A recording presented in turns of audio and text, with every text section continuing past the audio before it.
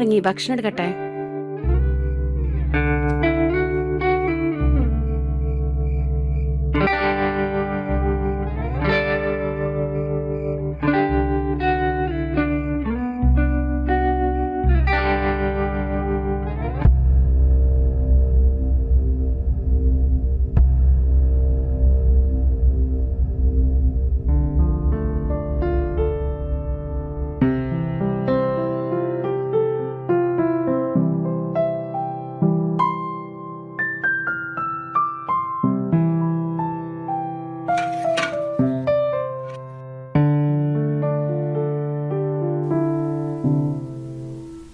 സൗമ്യ, എനിക്ക് നിന്നോടൊരു കാര്യം പറയാനുണ്ട്.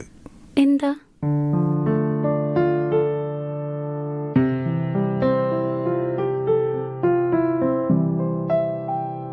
എനിക്ക് ഡൈവേഴ്സ് വേണം. എന്താ പറഞ്ഞ?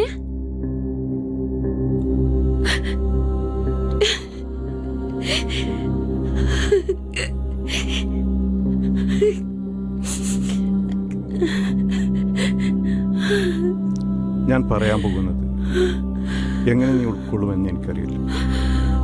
എനിക്ക് നിന്നെ പഴയതുപോലെ ഇഷ്ടപ്പെടാൻ സാധിക്കുന്നില്ല. ഞാൻ മറ്റൊരു സ്ത്രീയുമായി അടുപ്പത്തിലാണ്. അത് നിന്റെ കുറ്റം കൊണ്ടല്ല.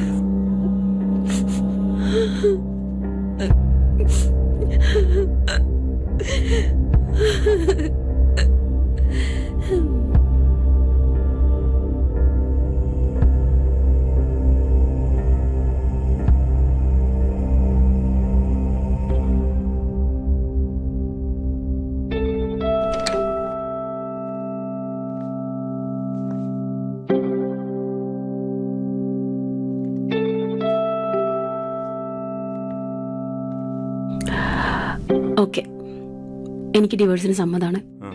പക്ഷെ എനിക്ക് കുറച്ച് നിബന്ധനകളുണ്ട്. പറയ്, എന്താ നിന്റെ ഡിമാൻഡ്? ഡിവോഴ്സിന് മുമ്പ് എനിക്കൊരു മാസത്തെ സമയം തരണം. കല്യാണത്തിന്റെ ആദ്യ നാളുകളിൽ നമുക്കിടയിലുണ്ടായിരുന്ന പ്രണയം അതെനിക്കൊരു മാസം കൂടെ തിരിച്ചു തരണം. അത് കഴിഞ്ഞ് എന്ത് വേണമെങ്കിലും ചെയ്യാം.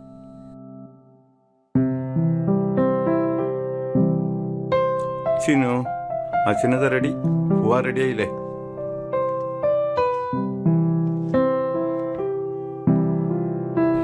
സന്തേട്ടാ, നമ്മുടെ മോളിതൊന്നും അറിയരുത്.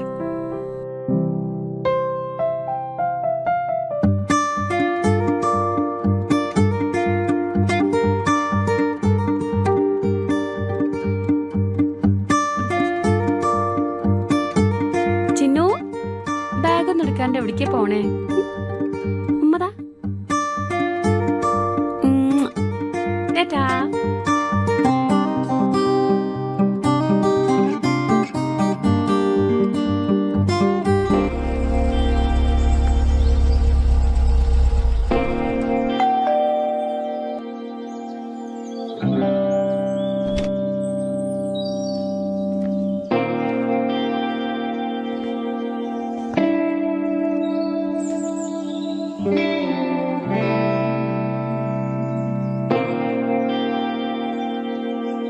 നന്ദ, എന്താ ഈ കാര്യങ്ങള്?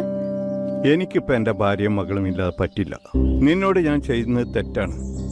നമുക്കിടയിൽ സംഭവിച്ചുകൊണ്ടിരിക്കുന്ന തെറ്റ് അതിപ്പോ തിരുത്താൻ പറ്റാവുന്നതേ ഉള്ളൂ. പക്ഷെ എന്റെ ഭാര്യയോടും മകളോടും ചെയ്തുകൊണ്ടിരിക്കുന്ന തെറ്റ് കാലം എത്ര കഴിഞ്ഞാലും തിരുത്താൻ കഴിഞ്ഞെന്ന് വരില്ല.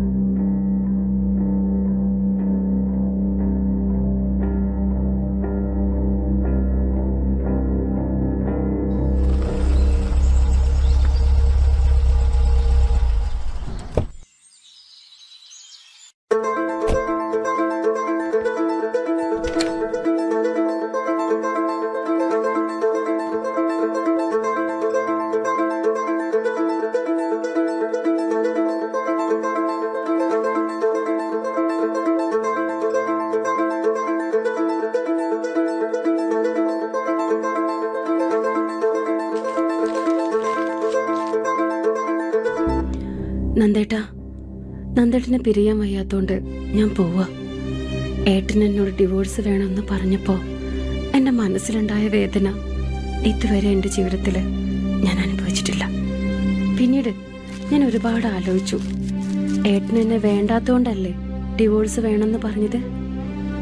നമ്മുടെ ജീവിതത്തിൽ ഒരു ഡിവോഴ്സ് വേണ്ട. ഏട്ടൻ്റെ ജീവിതത്തിൽ നിന്ന് ഞാൻ ഒഴിവായി പോയാൽ പോരെ. ഏട്ടനില്ലാണ്ട് എനിക്ക് ജീവിക്കാൻ കഴിയില്ല. നന്ദേട്ടനെ എനിക്ക് ഒത്തിരി ഒത്തിരി ഇഷ്ടമാണ്. വിവാഹത്തിൽ എന്ന പോലെ ഇന്ന് ഞാൻ നിങ്ങളെ പ്രണയിക്കുന്നു. അതുകൊണ്ടാണ് ഈ വിവാഹ ദിനം തന്നെ ഈ യാത്രയ്ക്ക് ഞാൻ തിരഞ്ഞെടുത്തത്. ഏട്ടനെ എനിക്ക് ഒരുപാട് ഇഷ്ടമായിരുന്നു. നമ്മുടെ മോളെ പൊന്നുപോലെ നോക്കണേ. അച്ഛാ, അതെന്താ സമയം തെറ്റിയല്ലോ?